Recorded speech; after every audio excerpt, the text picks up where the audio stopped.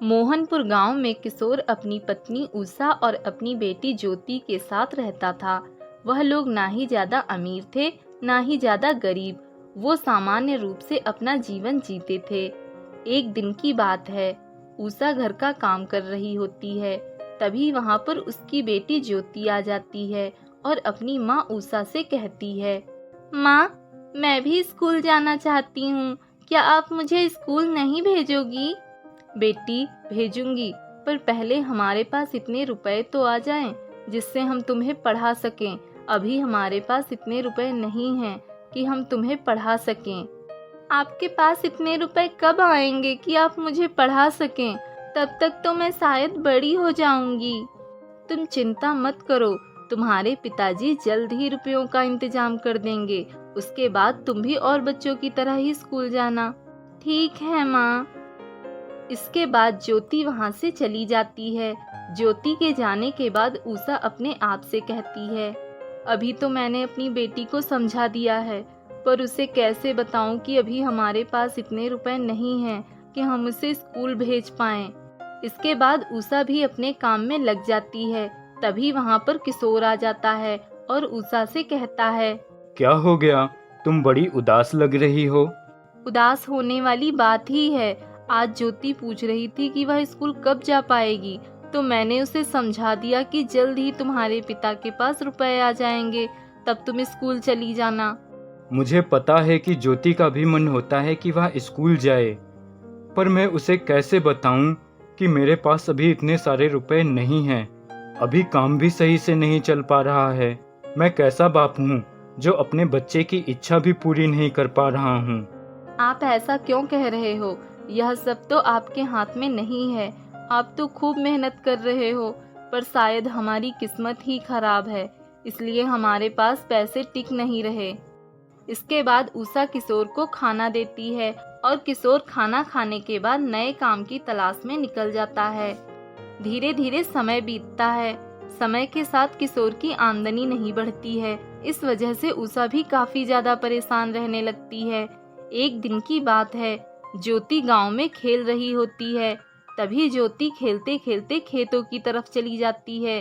तभी उसकी नजर एक दीवार पर पड़ती है और वह अपने आप से कहती है, अरे, यह दीवार कहाँ से आ गई? मैंने तो इससे पहले कभी भी दीवार नहीं देखी है, और खेतों के बीच में कौन दीवार खड़ा करता है? और यह कहकर ज्योति वहां से चली जाती है। अगले दिन ज्योति फिर खेलते हुए वहीं पर आ जाती है और उसे वो दीवार फिर से दिखाई देती है। वह अपने आप से कहती है, यह दीवार किसने खड़ी कर दी है? मैं अभी जाकर देखती हूँ। और यह कहकर वह उस दीवार के पास जाती है। जैसे ही वह दीवार को छूती है तो वह दीवार के दूसरी पार निकल जाती है, जहाँ पर एक अलग ही दुनिया थी। वहाँ पर हर चीज उसके मन की थी। वहाँ पर दूध की नदियाँ, रुपयों के पेड़ और परियां थीं। यह देखकर ज्योति बहुत हैरान हो जाती है और अपने आप से कहती है, अरे, मैं यह किस दुनिया में आ गई? मुझे यहाँ से बाहर जाना है। तभी उसे याद आता है, अरे हाँ, मैंने इस दीवार को छुआ था। लगता है इस दीवार के छूने से ही मैं इस दुनिया में आ गई हूँ। तभी ज्योति फिर उस दीवार को छूती है और वापस अपनी दुनिया में लौट आती है। ज्योति जल्दी से अपनी माँ के पास जाती है और माँ से कहती है, माँ, जल्दी मेरे साथ चलो, आपको कुछ दिखाना है। क्या दिखाना है? अभी मैं काम कर रही हूँ, अभी मैं तुम्हारे साथ नहीं चल सकती हूँ। माँ, जल्दी चलो, मुझे तुम्हें एक जादुई दीवार दिखानी है। यह तुम क्या कह रही हो? ऐसा कुछ भी नहीं होता है। इस दुनिया में जादुई दीवार नहीं होती है। जरूर तुम्हें कोई भ्रम हुआ होगा। नहीं, मैंने जादुई दीवार देखी है। उस दीवार के पार परियों की दुनिया थी। वहाँ पर बहुत सारे रुपयों के पेड़ थे और दूध की नदी बह रही थी। आप चलिए तो मेरे साथ। तभी वहाँ पर किशोर आ जाता है और ज्योति से कहता है, क्या हुआ बेटी ज्योति? तुम किस बारे में बात कर रही हो? तभी उषा किशोर से कहती है, देखिए ना, यह किस जादुई दीवार की बात कर रही है। मुझे तो कुछ समझ नहीं आ रहा है। आप ही इसकी बातों को सुनो। बेटी ज्योति, तुम क्या बताना चाहती हो? मुझे बताओ बेटी। ज्योति अपने पिता को जादुई दीवार के बारे में सब कुछ बताती है। ज्योति की बातें सुनकर किशोर को यकीन नहीं होता, पर फिर भी वह अपनी बेटी का दिल रखने के लिए उषा से कहता है। उषा, अगर हमारी बेटी इतने यकीन से कह रही है तो एक बार हमें देख लेना चाहिए, क्या पता सच में वहाँ पर कुछ हो। इसके बाद वे दोनों ज्योति के साथ उस दीवार के पास आते हैं और ज्योति अपने माता पिता से कहती है, माँ, पिताजी, यही वह जादुई दीवार है जिसके बारे में मैं आपको बता रही थी। एक बार इसे छूकर देखिए। जैसे ही वे लोग उस जादुई दीवार को छूते हैं, वे लोग दीवार की जादुई दुनिया में आ जाते हैं और वहाँ दूध की नदी, पैसों के पेड़ और परियों को देखकर हैरान हो जाते हैं। हाँ, ये क्या? ये तो सच में इस दीवार में जादुई दुनिया है। इसका मतलब हमारी बेटी झूठ नहीं बोल रही थी। पर यह जादुई दीवार कहाँ से आ गई? इससे पहले तो कभी नहीं थी। यही तो मैं भी सोच रही हूँ, अचानक से ये जादुई दीवार कहाँ से आ गई। तभी वहाँ पर एक परी आती है और उन लोगों से कहती है, आप लोग हमारी दुनिया में आए, हमें बहुत ज्यादा खुशी हुई। यदि आपकी कोई इच्छा हो तो आप मुझे बता दीजिए, मैं आपकी वह इच्छा पूरी कर दूंगी। यह सुनकर किशोर कहता है, मेरी बस एक ही इच्छा है कि मैं अपनी बेटी को पढ़ा सकूं। मेरी बेटी पढ़ने नहीं जा पाती है क्योंकि हमारे पास इतने पैसे जो नहीं हैं। यह सुनकर परी कहती है, बस इतनी सी बात है, मैं तुम्हें इतने सारे रुपए दे दूंगी जिससे तुम उम्र भर अपनी बेटी को आराम से पढ़ा सकोगे और आराम से जिंदगी गुजार सकोगे।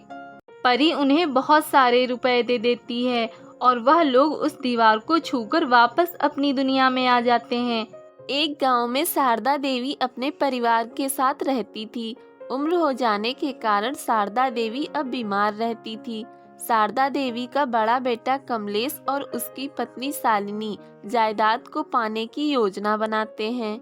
आप मेरी बात ध्यान से सुनिए और जैसा मैं बता रही हूँ वैसा ही कीजिए। इस घर के 2 हिस्सों में से पेड़ की साइड वाला हिस्सा ही आप लेना, जिससे पेड़ हमारे हिस्से में आ जाए। फिर हम उस पेड़ को काटकर अपना धंधा शुरू करेंगे। हाँ शालिनी, तुम ठीक कहती हो। हमारे घर के आंगन में जो पेड़ है वह बहुत ही बड़ा है।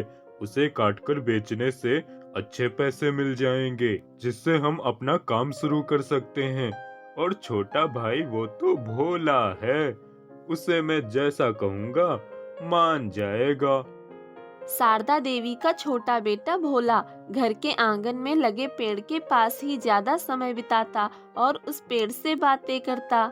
मेरे प्यारे पेड़, कैसे हो तुम? मैं माँ की देखभाल कर रहा था।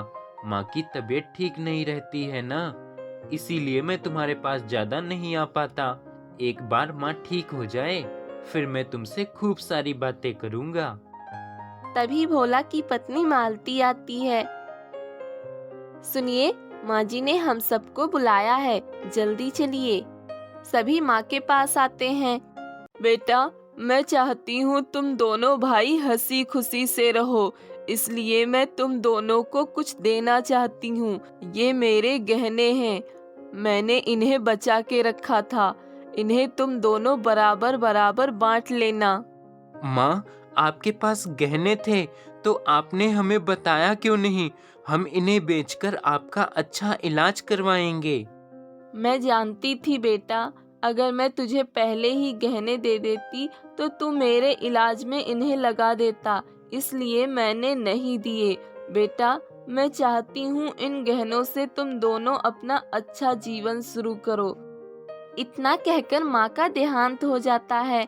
भोला बहुत दुखी होता है। कुछ दिन बीत जाते हैं। भोला दुखी होकर पेड़ से बातें करता है। पेड़, तुम्हें याद है ना, माँ हम दोनों को कितना प्रेम करती थी। पेड़, माँ के बाद तुम ही मेरा सहारा हो और मैं तुम्हें कभी नहीं छोड़ूंगा। तुम भी मेरा साथ कभी मत छोड़ना पेड़। शालिनी और कमलेश आपस में बातें करते हैं। आपने देखा था आपकी माँ के पास कितने गहने थे और उन्होंने वो सब हमसे छिपा कर रखा। अब जल्दी से आप बंटवारे की बात कीजिए ताकि हमें गहने और वो पेड़ मिल सके। हाँ शालिनी, सही कहा तुमने। बंटवारे की बात तो अब करनी ही होगी, ताकि जल्द से जल्द हम अपना धंधा शुरू कर सकें। अब रहा नहीं जाता इस गरीबी में। तभी कमलेश भोला से बंटवारे की बात कहता है। कमलेश भैया, आप पेड़ की तरफ का हिस्सा लेना चाहते हैं, इस बात से मुझे कोई आपत्ति नहीं, पर भैया मैं पेड़ को नहीं छोड़ पाऊंगा। भोला की बात सुनकर कमलेश गुस्सा होकर कहता है। देख भोला, अभी तक इस घर का सारा खर्च और माँ की दवाई सब कुछ मैंने देखा भाला है। तूने इस घर में किया क्या है, सिर्फ खाने के अलावा। इसलिए इस घर में मेरा हिस्सा अधिक बनता है और मैं लेकर रहूंगा। और नहीं तो क्या, सब कुछ तो यही करते आ रहे हैं इस घर के लिए। आपने किया ही क्या है, सिर्फ घर में रहने और खाने के अलावा। घर का अधिक हिस्सा तो हमें ही मिलना चाहिए। बड़े भैया, भाभी, कृपया मुझे इस पेड़ से अलग मत कीजिए। इस पेड़ को माँ ने अपने हाथों से लगाया था। ये पेड़ माँ की निशानी है। मुझे इस पेड़ से अलग मत कीजिए। चाहे तो आप माँ के सारे गहने सोना ले लीजिए, पर मुझे ये पेड़ वाली जगह दे दीजिए। भोला की ये बात सुनकर शालिनी कमलेश से कहती है, सुनिए, अगर ये हमें सारा सोना गहने दे रहा है तो इसे पेड़ दे दीजिए। हाँ शालिनी, जब हमें सोना ही मिल रहा है तो हम इस पेड़ का क्या करेंगे? दे दो, इसे पेड़ वाली जगह दे दो। दोनों भाइयों में बंटवारा हो जाता है। कमलेश सारे गहने और जगह लेकर अपना घर बनवाता है और धंधा शुरू करता है। वही भोला पेड़ वाली जगह लेकर एक झोपड़ी बनाकर रहने लगता है। पेड़, तुम बिल्कुल परेशान मत हो। मैं तुम्हें अपने से अलग कभी नहीं होने दूंगा। तभी मालती आती है। आपने अच्छा किया इस पेड़ को अपने पास रखकर, पर अब हम बड़े भैया से अलग हो गए हैं तो हमें अपना घर खुद चलाना होगा। पर हमारे पास तो कोई काम ही नहीं है, हम क्या करेंगे? मालती, तुम परेशान ना हो, मैं जाकर काम ढूंढता हूँ। पेड़, मैं काम ढूंढने जा रहा हूँ। अब हमें अपना घर चलाने के लिए काम तो करना ही होगा। पेड़, तुम परेशान मत होना। काम से आने के बाद मैं तुमसे रोज ढेर सारी बातें करूँगा। आपका नाम ही नहीं भोला है, आप तो सच में भोला हो। आप इस पेड़ से ऐसे बातें करते हो जैसे ये पेड़ सच में आपकी सारी बातें सुनता हो।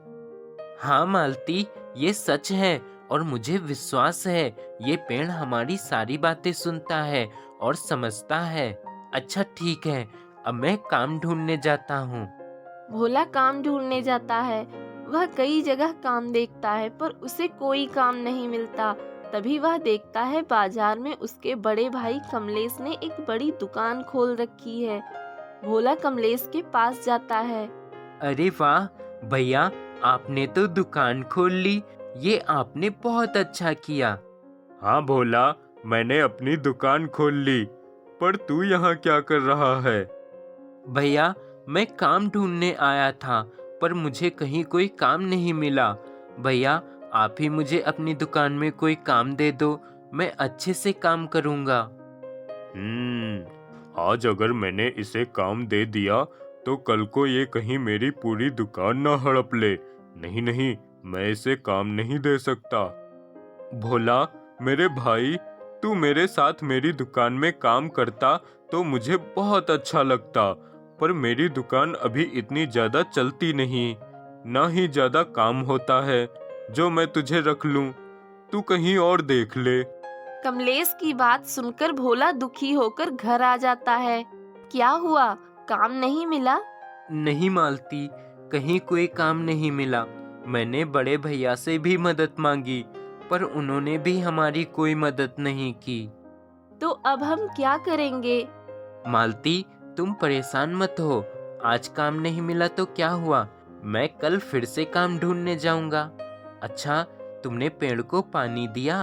अरे, मैंने ध्यान नहीं दिया, मुझे माफ कर दीजिए। मैं अभी पेड़ को पानी देती हूँ। मालती, पेड़ का ख्याल रखा करो। हम भूखे हैं कोई बात नहीं, पर हमारा पेड़ भूखा नहीं रहना चाहिए। भोला पेड़ को पानी देता है। तभी पेड़ से एक पत्ता टूटकर गिरता है। मालती उसे देखती है, वह सोने का पत्ता होता है। अरे वो देखिए, पेड़ से सोने का पत्ता गिरा। अरे हाँ मालती, सच में ये तो सोने का पत्ता है, पर ये किसका है? तभी पेड़ से आवाज आती है। भोला, ये सोने का पत्ता तुम्हारा है, इसे तुम ले लो। हाँ, पेड़ से आवाज आ रही है, पेड़ बोल रहा है। हाँ भोला, तुमने सही कहा। मैं तुम्हारी सारी बातें सुनता था और आज मैं तुमसे बोल भी रहा हूँ। भोला, ये सब तुम्हारे अच्छे मन और अधिक विश्वास के कारण ही संभव हो पाया है। भोला, तुम बहुत अच्छे इंसान हो, इसलिए ये तुम्हारा उपहार है। तुम जब भी मेरी जड़ों में पानी डालोगे, मेरी टहनियों से सोने की पत्तियां गिरेंगी। पेड़ की बातें सुन भोला और मालती दोनों बहुत खुश होते हैं। अब भोला जब भी पेड़ की जड़ों में पानी डालता, पेड़ की टहनी से सोने की पत्तियां गिरती। धीरे धीरे भोला और मालती बहुत अमीर हो जाते हैं, बड़ा घर बनवा लेते हैं और भोला एक बहुत बड़ी फैक्ट्री लगाता है और गांव के कई सारे गरीबों को रोजगार देता है। तभी एक दिन कमलेश भोला की फैक्ट्री में काम मांगने आता है। बड़े भैया, आप यहाँ? हाँ मेरे छोटे भाई भोला, मुझे अपनी फैक्ट्री में काम दे दे। मैं बहुत परेशान हूँ, मेरी दुकान घाटे में चली गई। मैं कंगाल हो गया मेरे भाई। भैया, आप बिल्कुल परेशान मत हो, मैं हूँ ना, आपका छोटा भाई। भोला कमलेश को अपनी फैक्ट्री में अच्छा काम देता है। काम करते हुए कमलेश सोचता है, कितनी बड़ी फैक्ट्री लगाई है भोला ने, और घर भी कितना बड़ा बनवाया है, पर भोला के पास इतना सारा रुपया आया कहाँ से? तभी कमलेश घर आता है और सालनी से कहता है, सालनी, तुम्हें पता है भोला ने बहुत बड़ी फैक्ट्री लगाई है और लाखों का कारोबार है उसका। मैंने खुद देखा। क्या आप सच कह रहे हो? ये सब इतनी जल्दी कैसे हो गया? आपका छोटा भाई आपसे आगे कैसे निकल गया? कुछ तो बात है, हमें पता लगाना होगा। कमलेश और सालनी भोला पे नजर रखते हैं और वे देख लेते हैं कि भोला के आंगन में लगे पेड़ को भोला पानी देता है और उसकी टहनी से सोने की पत्तियां गिरती हैं। हाँ, देखा आपने, तो ये बात है, पेड़ की टहनी से सोने की पत्तियां गिरती हैं। अच्छा, तो इसी कारण ये भोला हमें पेड़ नहीं दे रहा था। हम तो इसे सीधा समझते थे। ये तो बहुत ही चालाक निकला। गुस्से में कमलेश जाता है और भोला से झगड़ा करता है। भोला, तुमने मेरे साथ धोखा किया। मुझे माँ के थोड़े से गहने देकर सोना देने वाला जादुई पेड़ खुद ले लिया और अमीर बन गए। बड़े भैया, आप ये क्या कह रहे हो? ये सच नहीं है। मैं सब जानता हूँ, मुझे मत बताओ, मैंने सब देख लिया है। मुझे ये सोना देने वाला पेड़ चाहिए। आज से ये पेड़ मेरा है। इतना कहकर कमलेश जल लेता है और पेड़ की जड़ों में डालता है। पेड़, मुझे सोना दो, ढेर सारा सोना दो मुझे।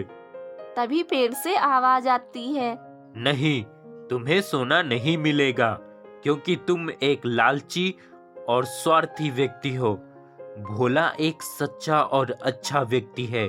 अगर तुम्हें सोना चाहिए तो पहले भोला की तरह दयालु और अच्छे व्यक्ति बनो।